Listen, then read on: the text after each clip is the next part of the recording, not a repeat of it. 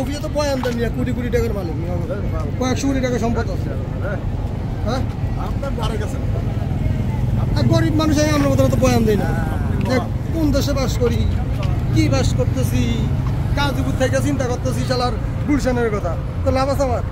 গাজীপুর থেকে চিন্তা করতে রাষ্ট্রঙ্গি কথা চিন্তা করতে হবে, গাজীপুর থেকে গুলশানের কথা চিন্তা লাভ আছে?